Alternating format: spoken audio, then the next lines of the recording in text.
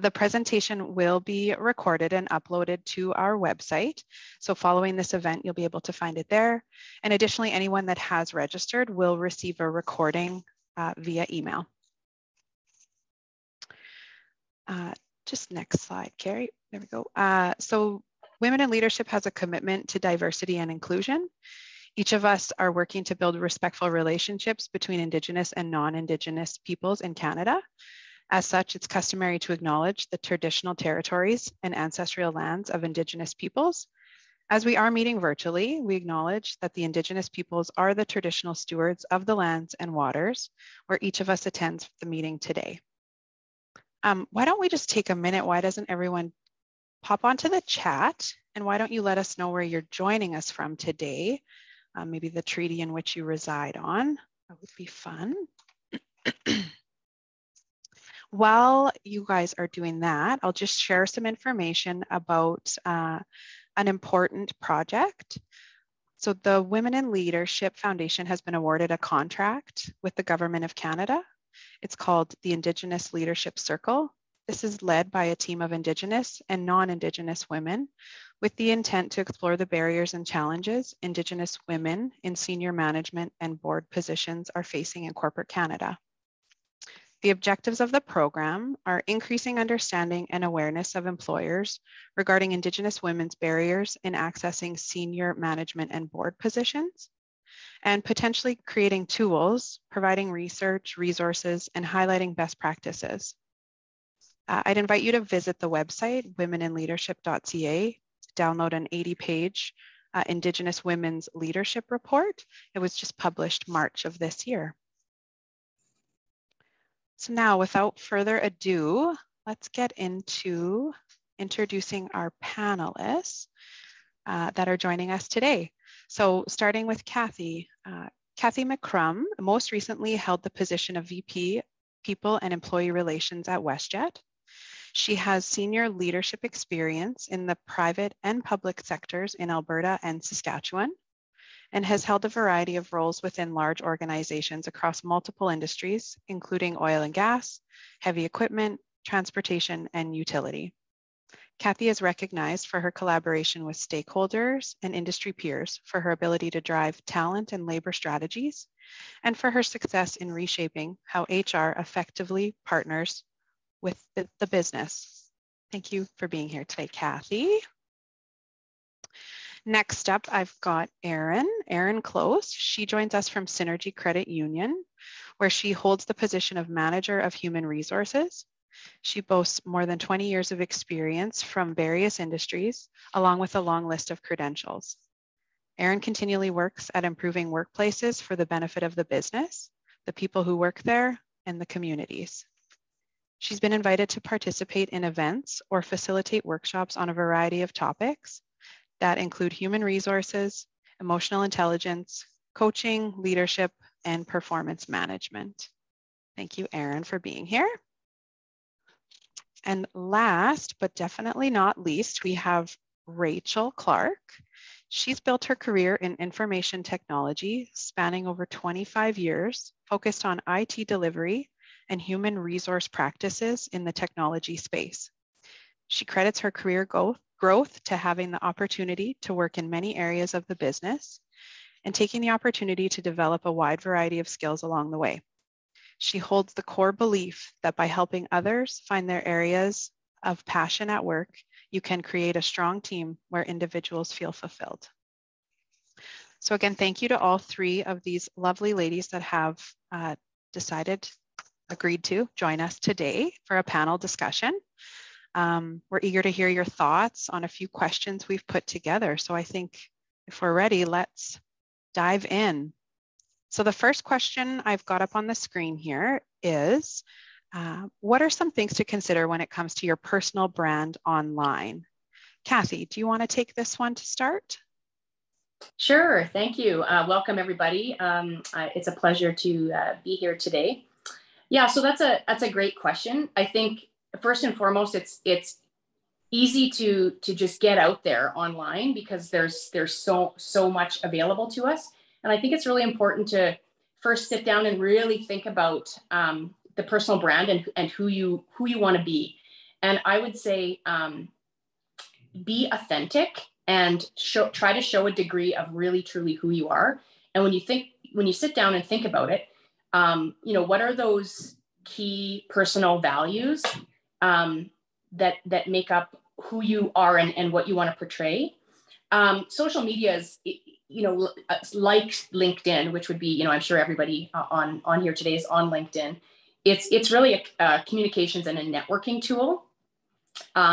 So how do you want to present yourself, and who's your audience? So even when you're building out that brand, or when you're posting something, I always stop and just ask, what is this serving, and for you personally, but also what message are you trying to get across to your network, and how do you want to build that network with your personal brand?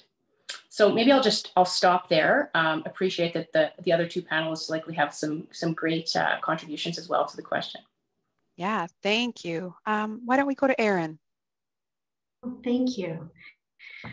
Indeed, some great points that were made. I'm a big fan of being deliberate as well, professional, but also understanding that even a single post can take on this organic journey. So you might be surprised, particularly if you are posting where some of your passion or your personal interests are coming into play, that it takes on this organic route. So be prepared to handle those as well and enjoy them. It's important that your passions come through and people learn a little bit more about who you are when you're in all of these arenas. I'm a big fan of humor, trying to be funny. My goodness, I think I benefit from laughter. So I love it when I see something that is witty and clever and impactful all at the same time. So I think that also breeds a degree of stickiness and helps people kind of want to be engaged with you. I love and I gravitate towards people who are in that category myself, and do it with as few words as possible. We're competing for attention these days, so making sure you are being brief and having impact when you're designing your messaging or your content or your posts or anything else that you're sharing out there, and being consistent. So being authentic, Kathy said, and I just want to reiterate that, we're so finely tuned now to pick up on inauthentic or fake. So please be true to yourself. And if you need some help doing that, go to people that you trust to give you some feedback on the type of content you're attempting to curate and share. And remember, of course, you can very quickly take a wrong turn. And if you do that, definitely engage that network to help get you back on track. And there are services that can help you with this if you're really feeling like you're out of your depth here. Do the work. And I think Kathy made a great point about that. So that's my 2 cents in addition. Yeah, thank you. So a couple of things heard: authentic, deliberate, consistent, great insights. Rachel, your thoughts? Yes, thank you, Joanna. I think my thoughts are very similar to both Kathy and Erin's. When I was thinking about this question, I really think knowing your values, what skills you bring to the table, and really what you're passionate about, what you enjoy working on, are really the things that you want to focus on. And if that's not clear to you, I think it's important to, take some time and do some reflection and, ask those that are closest to you what they think are your, best attributes that you can share before you start posting them online. And then continuously weaving those thoughts into the items that you're posting online, making sure that you're consistent and you're not sharing anything that's going to detract from the message that you're trying to portray. Thank you. Great insights. If we're ready, we can move on to the next question, which we have. How would you say networking influences your hiring practices? So Erin, why don't you start off on this one? We'd love to hear your thoughts. Thank you. Well, when I'm hiring myself, posting a position and getting it out there, I will share that position by invitation to people in my network. particularly those that may be working in the same or similar areas, and asking them to forward onto their networks. And in turn, anybody that is referred via those networks, I will also take my time reviewing their application, their qualifications, or speaking with them. I tend to feel a higher degree of connection with someone who comes in through the network. It's not the only connection I feel, but it is a very high degree of connection when I am looking for someone to join our team. I'll also access my network because I am actually pretty conscientious of who I add to my network for these purposes. I have to trust them. And when I'm creating a new job and I might be out of my depth a little bit, I'll reach out to my network, even in the job creation category, to help make sure that I've got all of my bases covered off, to challenge me on some of my thoughts or share their insights with me. So I like to be prepared. I like to think of everything. But if I am not as familiar with a role, I will definitely reach out to the people I admire working in this space to get their feedback. And of course, if I'm job seeking myself, same thing. I go to same network of trusted professionals and letting them know where I'd like to go, what I'm interested in doing. And if you choose to do this, if you're reaching out to your network when you're seeking employment, you need to know, of course, that we're all challenged to fit in as much as we can into our days. You don't have a lot of time to make a first impression or communicate a message. And whatever you can communicate or any impression you leave can be lasting. So if you're leaving a great impression, that'll often motivate people to cooperate and support any asks or give you any advice. But if you're leaving a poor impression, you might not get another chance to correct that impression. So just like we referred to in the previous question, making sure that you're being deliberate and thoughtful, be prepared when you're reaching out for those kinds of connections. And if you can, don't ask your network to do the work on your behalf. So if you're asking for something, make sure you're coming as prepared as possible. So, sometimes what I see is I'll post a position and someone will come to me and say, tell me about the job and what are the qualifications? That was in the posting. So what's the step beyond that you really want to know? So, I'm looking for someone who's posting and really looking for that next layer of information. And I have time for that. I will always make time for that. What I'm not so fond of is reiterating the points in the job. That's a simple example that I can give, but I think it illustrates the point. I'll wrap it up with that and hand it off to my other co-panelists.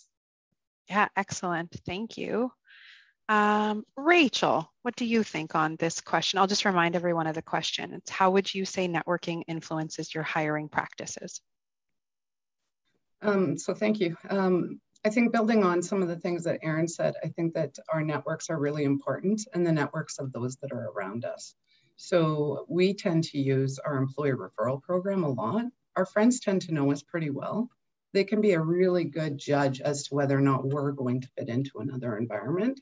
So, and whether or not we're a good cultural fit. So we like to, leverage our employee program or our employees to help fund our recruitment program, so that we can be, constantly tapping into a larger group, because each one of us knows, 50, 100, 150 people that may be looking for that next career opportunity and that can help our organization grow.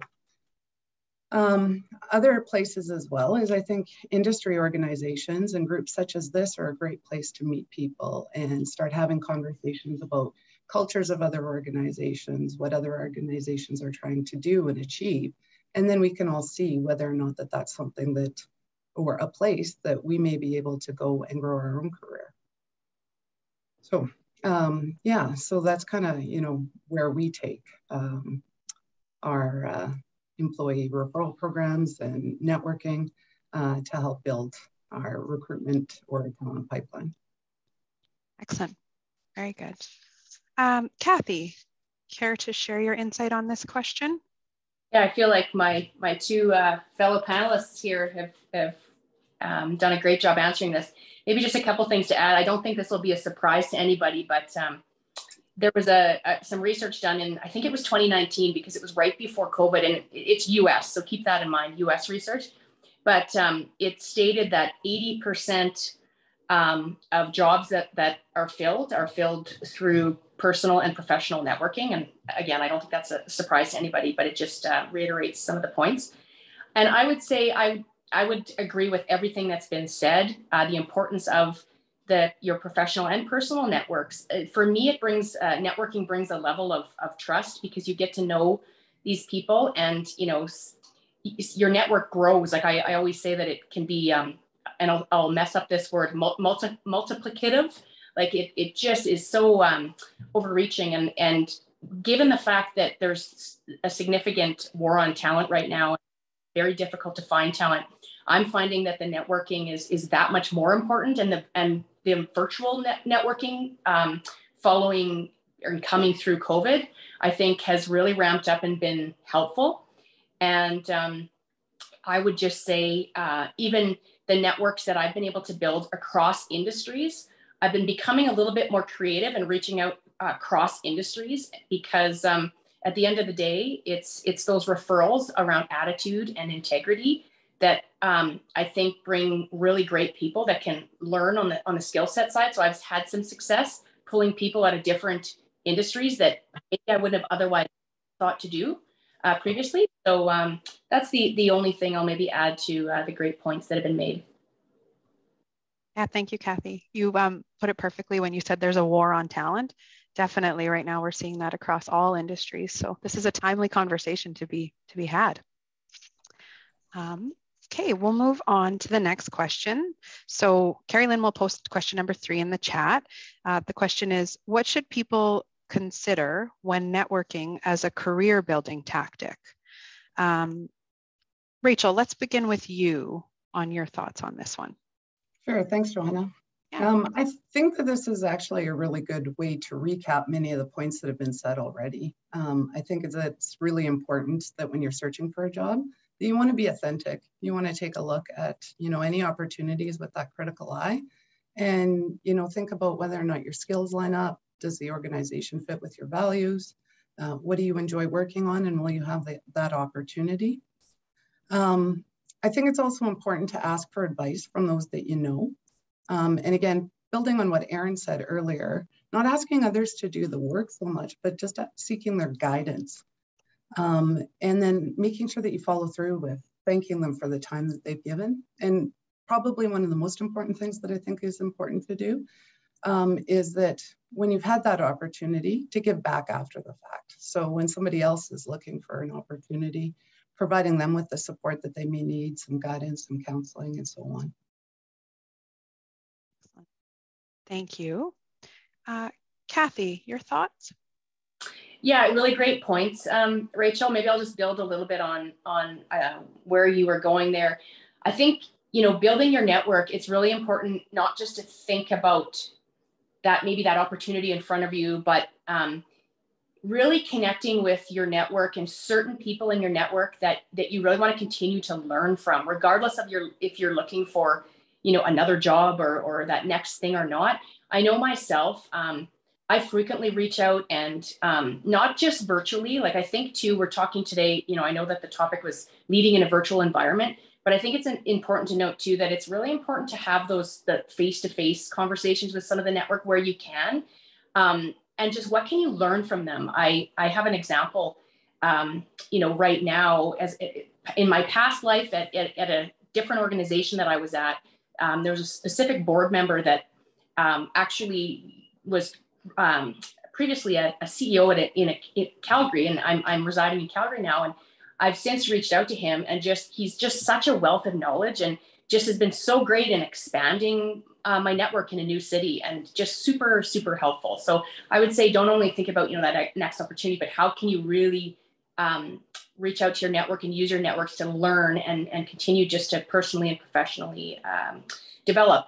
And also, I think I've made some very, very, some of my best friends through professional networking, which I just think that personal connection that you can gain as well and the relationships, and some of them obviously go far, far deeper than others, can just be so beneficial for you personally, and professionally in those friendships. So that's all I'll add. Excellent, thank you. Erin, you want to close off this one? Sure. And I'm smiling because Kathy's point is exactly what I often hear about networking. You're not actually really networking, you're in the process of making new friendships. And that's really the connections that will last over time. So a great point by Kathy. It seems to pop up a lot if you're looking at networking advice. It is the process of making a profound and significant connection with another person, just like a friendship. So, I'm smiling also because I know I made the comment about doing the work. And I think you definitely, when you're out there doing the job search and career building, I'll give you an example of what that looks like. So I've had recently 2 candidates reach out. One candidate had done the work and read the job posting, really got the essence of what we were looking for, examined their own transferable skills, relatable experience, identified where their gaps might be, how they might close them, then reached out to me for advice. The second person had contacted me after looking at the ad and said, yeah, I'm interested. I'm really passionate about this. Take a look at my LinkedIn profile. Let me know if you'd like me to apply. Okay. So, I managed to have a very different conversation with each of those people. So when I say do the work, that's exactly the kind of thing that I'm looking for people who are looking to connect. I'm happy to give you advice. It's not so much that I'm happy to do it without your lead. So that I definitely will reiterate. Also, working on your introductions, particularly in an online environment. If you're talking about platforms like LinkedIn, we get inundated with lots of invitations to connect, particularly for business development purposes. So how are you standing out? So one of the tactics I'll use is, say after a presentation like this, anything that I find truly insightful, or I really connect with the content or the presenter, I will send them a personalized message on LinkedIn. And it's not, hey, enjoyed your message, want to connect. It will pull a few elements of what they shared and what I took from it in order to demonstrate that, yeah, I felt a connection, and that comes through in my words. And I do think when you send out those invitations to connect via LinkedIn, you can use the standard language. But if it's something, again, that you're really wanting to grow that connection, I would suggest that you personalize it. And reaching out, I want to maybe give you a caution on flattery. So not everybody is going to respond to gushing flattery. Of course, pay compliments where compliments are due. We could all use some of those, as long as they're meaningful. But pure on flattery, you actually may alienate your audience. So as much as I say is personalize it, look for those connection points, be cautious on, gushing. Please don't gush. Someone might be going, ooh, that's a little disproportionate. I hardly know you. So have some fun with it too. Again, I'm going to say this one more time, use humor. Be flexible about when you connect. Sometimes people who have very full jobs during the day might want to talk to you after hours or on a weekend to fit in the conversation. Making sure you're flexible on when you connect with people is very helpful. So yeah, I think that's all I have to add on that one. Excellent, Erin. I'm wondering if we can build on one of the things you just said, and I'd ask Kathy or Rachel to jump in here, but you spoke about reaching out to people. Now, some people may find that super intimidating. What advice would you give to them on their tactics or maybe overcoming their own objections that they've put up in front of themselves? I'll invite the other 2 panelists to go first. You've heard from me. I'll jump in if there's something else I can add. I can jump in if you like. Sure. I think it's really important just to take that step. it's, you know, anytime we learn to do something for the first time, it's awkward and it's tough. So I think a really important thing is not to take ourselves too seriously. We learn from every circumstance or opportunity, and just to take that step and then just see what you can learn from it, you know, not judge it. It's just a learning event.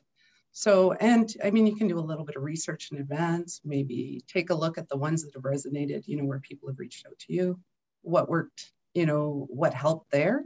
But just do it and then see what you learn from it and try it again and just continuously get better at it. Kathy, do you have any other thoughts? Yeah, I would agree. I would agree with exactly what you said. And I would ask yourself, you know, before, if you're feeling, you know, worried or concerned about sending a message or reaching out to somebody, the worst that can happen is they don't respond. And does that really hurt you in any way? No, not necessarily. And with my experience, it's kind of like that Gretzky, I'll get it wrong, but you know, you won't get, what is it? The shots you don't take. If you don't take the shot, you know, it's not going to happen. And I just find that when you don't do it, you don't know. You have no idea. And when you do, and it does end up working out, because it will, one of the times you reach out and you take that step, it absolutely will work out. So just don't be afraid. And if you are, for whatever reason, feeling like you shouldn't do it, or reach out to somebody in your network and just say, hey, I'm thinking about doing this. What do you think? And get some advice. But I agree totally, wholeheartedly with what Rachel said. Take the chance. Yes, that's it. Thanks. You miss 100% of the shots you don't take. I screwed that one up. Thank you. Yeah, thank you. I think, sorry. Yeah, go ahead. No, go ahead, Erin. A quick note to add, given the virtual theme of this, I actually find it much easier to connect sometimes virtually than it is in a massive conference hall or at trade shows. So, you know, for those of you that have found that daunting, you know, find the techniques in the virtual world. You might actually enjoy it a lot more. Okay, well, one more question leading off of that. I know we just spoke about virtual settings and being able to network that way, but where have you seen, you know, your best success in terms of networking with other people? Do you find that virtually, or who thrives in the big conference halls? Just what would you suggest for people that are seeking networking opportunities? Why don't we start with Rachel? Okay. I think, you know, starting small, if you haven't done a lot of networking, that sometimes is helpful. So going to smaller events, just striking up a conversation with the person next to you, you know, to build some confidence, and then working it from there and just giving yourself more and more opportunity. Again, it's about practicing and, you know, learning from the experience beforehand, and then finding areas or organizations where it's a good fit with your skills and your interests. So just making sure that you're finding opportunities that line up to what you're interested in. Thank you. Do either of you, I know we weren't prepped with these questions, so Kathy or Erin, feel free. Sure. Quickly, I'm a very social person. And I agree with what Erin said. You know, I think the virtual world has just opened up a whole new way of communicating and a new way to gain access to you know, different networks and different people. For me, it's sort of sometimes the informal conversations that end up happening in a real setting, in an in-person setting, that I think for me personally have been so beneficial. Like, you know, that if you're in a meeting or if you're in a bigger conference room, you know, there's that going on, but then it's those kind of pull away side conversations or the dinners that you have that are associated with I miss those things. Like I'm really looking forward to getting back to that, because that's where I thrive, and that's where I really, really enjoy. And that's where I've been able to build the most, I would say predominantly my network has come from the in-person, but that said, the virtual has just offered a whole nother world and way to communicate and do some really cool things like today. So agree with Erin as well. Yeah, and yeah, I think Kathy, you made a great point earlier too about taking it from a virtual world to a real world at some point. So I have learned through the course of the pandemic, where my virtual interactions reached a whole career time high, that even, you know, the little breakout sessions or the industry events that I was going through and participating in virtually, if I really connected with someone during a breakout session or anything like that, I got in the habit of asking their permission and like, hey, would you like to connect outside of this? I thought you raised some really great points. I'd love to hear some more about that. And that has opened a whole new world of people that I never would have met organically otherwise. So as awkward as the first few times felt, I did that, made those connections, and we hopped on a phone call or a virtual platform such as Zoom or Teams or something else, and actually had some contact, because for a long time we weren't allowed to, but at least the virtual contact on camera was very different than just a messaging contact. So encourage you to really ask. So I think, you know, we've all said it in some forum, but don't be afraid to ask. As Kathy said, what's the worst that can happen? They might ignore you. And you just keep moving on. So I think the virtual world is very forgiving, but just remember to take it that next step if you want to build connection. Excellent, thank you. I would invite anyone that has questions to use the Q&A function just found at the bottom of your screen. Feel free, we've got a fair amount of time that we can, you know, we can ask questions of these wonderful panelists and continue to gain some wonderful insights. There was one that was messaged to me here. Can you give an example of how networking has helped you in your career? Thoughts on that? Kathy, you want to take it away? Yeah, I can. When I was reflecting, when I was reading, you know, preparing for this and reading the questions. And so I started thinking back throughout my career, and even in very early days when I started my career, I don't think I can think of a role or an opportunity that I have been successful in getting where it wasn't because of my network. So even when I first started my career back in 2000 or 2001, whenever that was, right out of university, I had a personal connection that sort of got a foot in the door and connected me to the company that I went to, CP, and just brought that opportunity for me to go and see it and meet some people and learn more about the job. And it was, you know, and I'd never actually thought about it until today, or when this question came up. And then every other role since that, internally and externally, it's been about who I've got to know and who I've learned from and my network that have brought me to the next opportunity. And sometimes those next opportunities, for me anyway, weren't necessarily within that path that I thought they would be. It was someone in my network that came and tapped me on the shoulder or said, hey, you know, have you considered this? I think you'd be great. And then, you know, a couple of times I'm thinking about examples in my career where I'm like, no way, no chance. And it's been my network that sort of pushed me and built me up and convinced me to try. And I did. And, you know, I even fast forward the tape to where I am today. Like I just really, the value of the network and how my network has helped me navigate and learn and then land some of the roles that I've got. It's been about the network for sure. Excellent. I agree. Sometimes we just need that little tap from somebody else to say, I think you could do it. So yes. Great.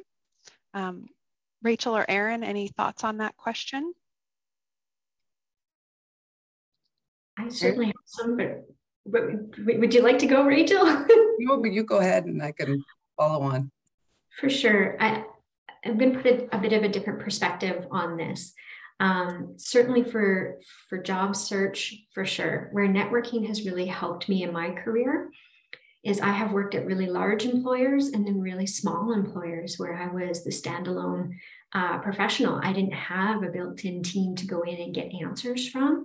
I had to become incredibly resourceful outside of my organization to get things done and to move the business forward and to learn, bring in new tools. So growing my network actually helped me in my job and to serve the interests of the employer and the business much, much better than if I didn't have it. So when I was asked to be, all things, all hats under one umbrella, it certainly helped me get connected to what's happening. And then fast forward to my current work home, which is Synergy Credit Union. The credit union space actually has this really built into the cooperative culture.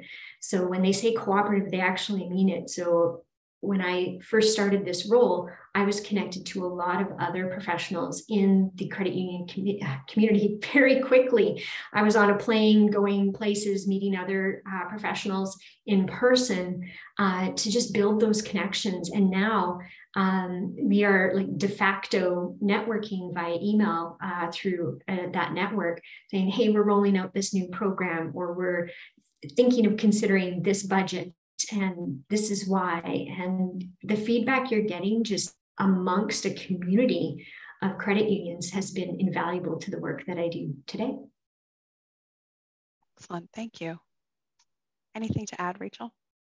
Yeah, I was just going to add that about 10, 12 years ago, I decided that I wanted to do something a little bit different with my career, but I wasn't sure what. So I found networking to be really valuable, to learn from others' insights. And that was one way that it helped me. And then as well, I found that networking is really helpful, again, for building the teams around us. So again, just tapping into our friends' networks and our employees' networks can help you build your organization as well. So. Thank you, excellent. We've got a question that came in. Here is the question.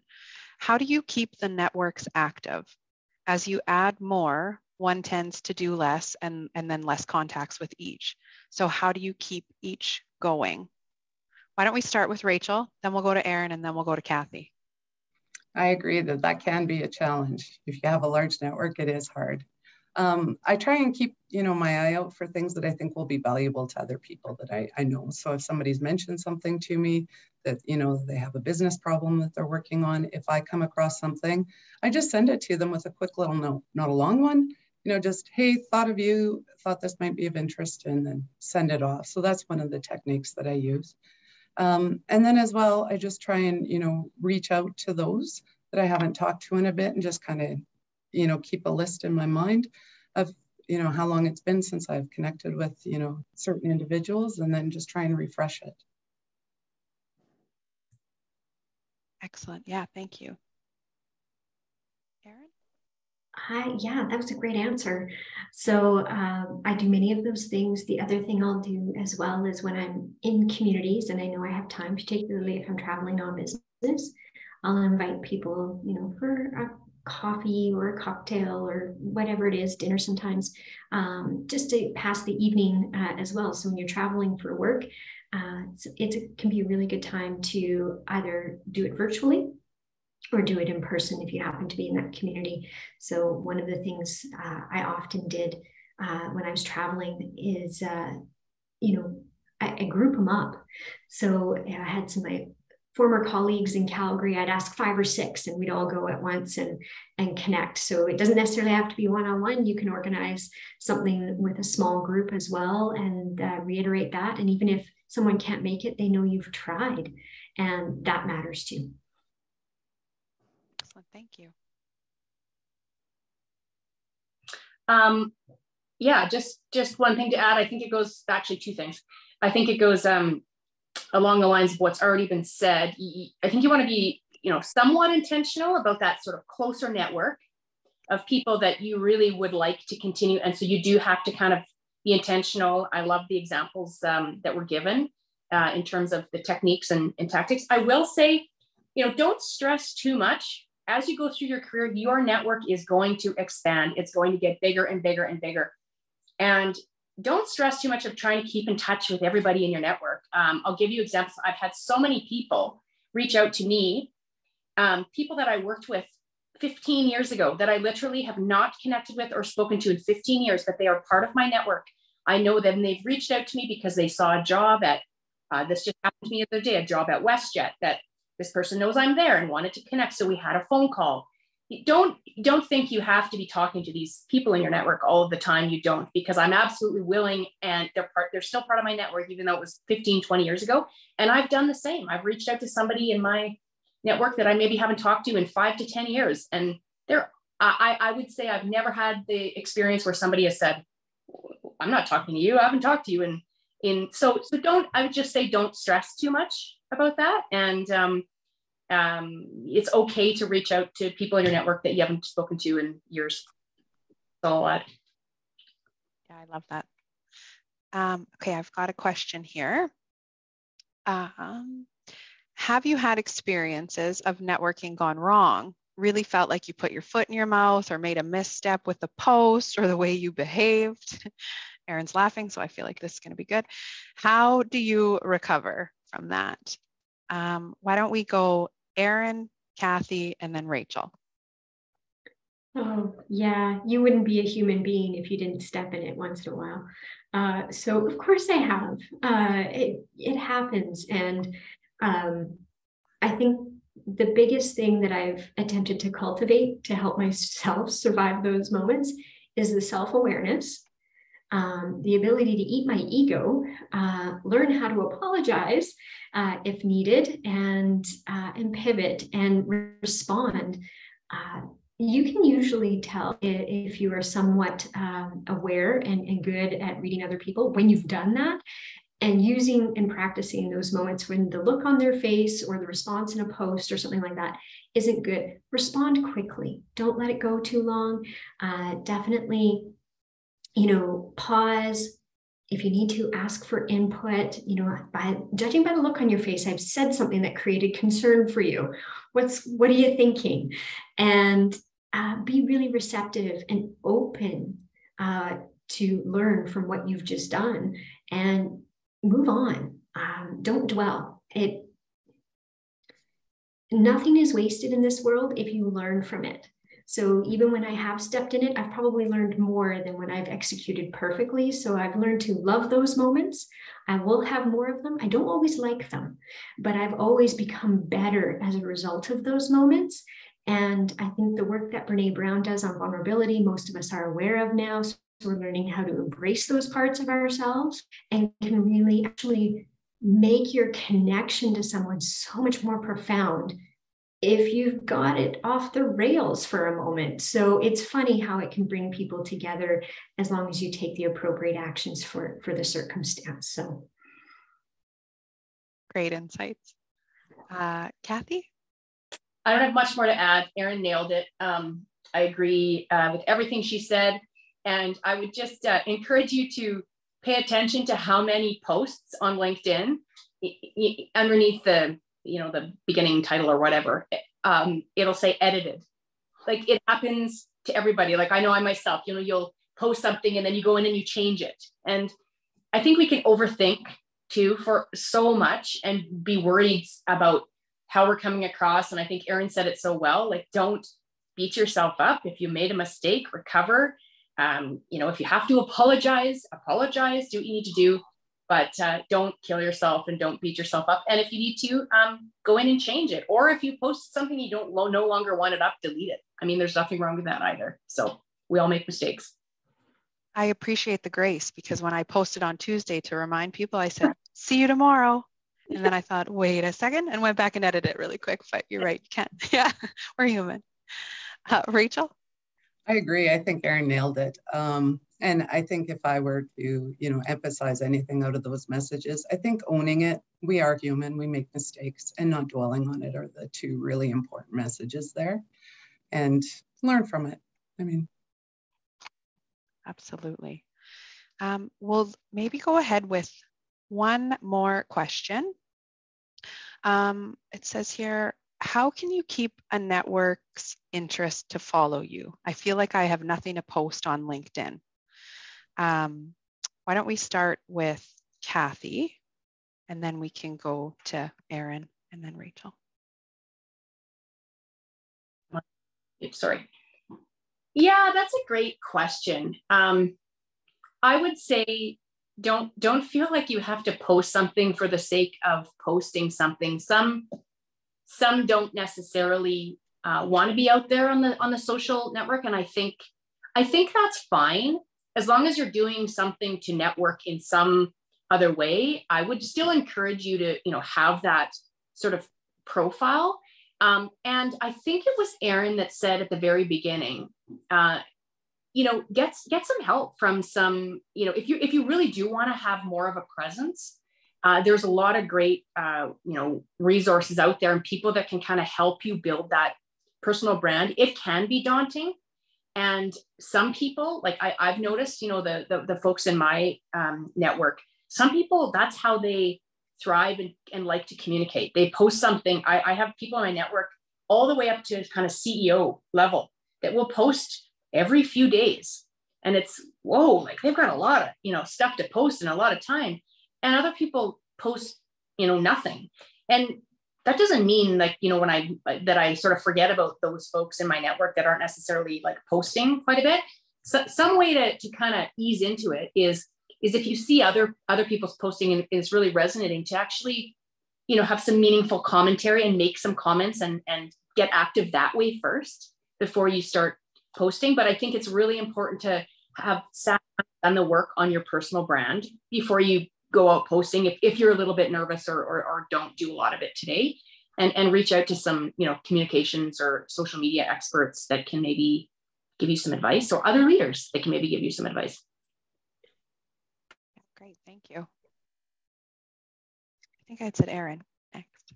Yeah, earlier I know I mentioned sometimes sharing a few things that are about more than just your professional work. So sometimes I'll see people, if they happen to be foodies, well, most of their posts may be somewhat professional. They're posting whatever amazing dish they made last night here and there. So, all the points that Kathy had reiterated, yeah, 100%.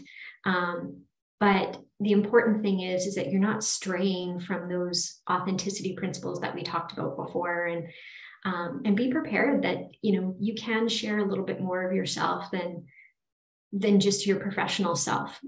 So, each year, if you connect with me, I will post pictures of my dogs on their birthday, because it's fun. And, it's a part of my life. And I am also connected to people who are just as nerdy with their dogs too. And we have a little fun and we move on, and just keep it authentic. Know that you can share some things. So like Kathy had mentioned, I totally agree. There's some people who are amazingly busy. They might be out for their morning run and just share a photo of the dew on the grass and the sunrise, saying morning one was great this morning. Anything that goes out there always have to be earth shattering. Keep it short, keep it pleasant, and keep it uplifting. Being positive. If you can think of some positive messages to share, that's another good way to sort of pick up conversation. You can post questions as well in your post. So, hey, I'm looking for a technology in this space. Can you help me with that? And sourcing as a post can be helpful every now and again to generate some activity. Great, thank you. I don't know that I have a ton to add. One of the things I think is important that Kathy mentioned is you don't have to post often.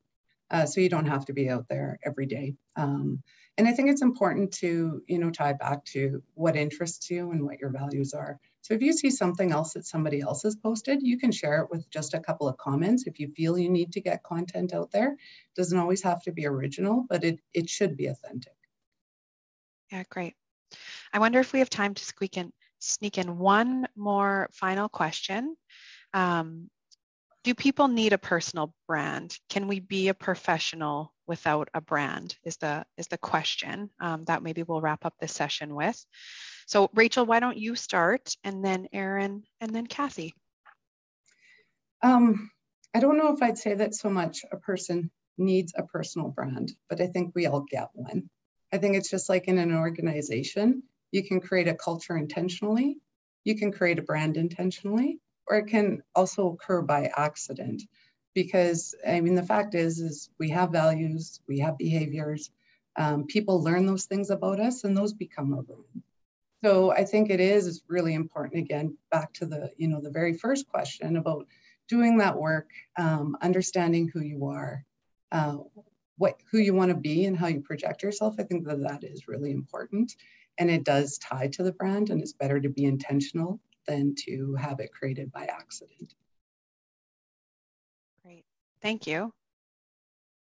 Yeah, I'm going to hand it off to Kathy because that answer is exactly what I would have given as well. So I'll pass it over to Kathy. Thanks, Rachel. Yeah, great job answering that, Rachel. I agree. The only thing I would add is and this more so goes to sort of the advice on sort of how to start building a personal brand. But we talked about sitting down and really thinking about who you are and what you're about and your values. And I think sometimes too, if you're struggling with that, a good place to start could be, what aren't you about? Like what really, really bothers you, and who do you absolutely not want to be, or what and sometimes that can kind of help you maneuver and get to where you need to be, ideally, because it is hard sometimes to really sit down and think about it. It's some deep reflection work.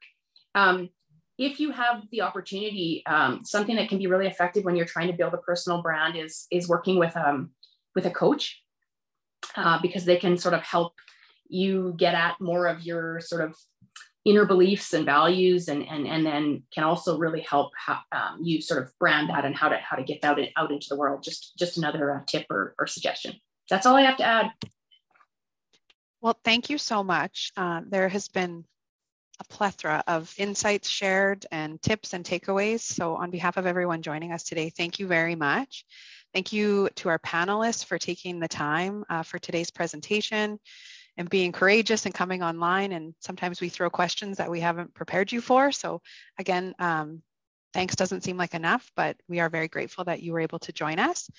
Just while I've got everyone's attention before you go, we would like to share just a few upcoming events that may be of interest to you. Join us on November 22nd for the Smart Money Moves webinar. It's Financial Literacy Month, and there's no better time to talk about money, how to make it, save it, invest it, spend it, give it, and most importantly, talk about it. So during the 45-minute webinar, they'll cover 5 smart money moves from saving and budgeting to retirement, and help you gain financial confidence in an interactive, fun, and non-intimidating way. Also on December 7th, join Michelle Bedford. She's going to share some lessons from her remarkable career journey, as well as strategies on how to plan your career path by setting meaningful goals, building your network, growing resilience from failures, and making decisions with intention so that you can stay on course. So those are just a couple that are upcoming. Also on December 1st, there's a 90-minute event to take place, and an incredible opportunity to listen to a panel discussion from 3 amazing, insightful leaders on the topic of executive presence. How do you show up as a leader? Do you feel that you're using your true, authentic voice and are being heard? Definite themes that all came up today. So tune into that one. Feel free to register for those events and learn more at the womeninleadership.ca website. We were founded, Women in Leadership Foundation was founded in 2001, and it delivers inspirational programs that bring women together to collaborate in the development of their leadership skills and create positive change in the future of women's leadership. So if you have not done so, please visit the website, subscribe to our newsletter, it's free. And again, thank you very much to everyone that's joined us today, as well as our panelists. I hope everyone has an amazing day. Thank you so much. Have a great day. Thanks, Joanna. Thank you so much. Take care. Thanks, everyone. Thank you.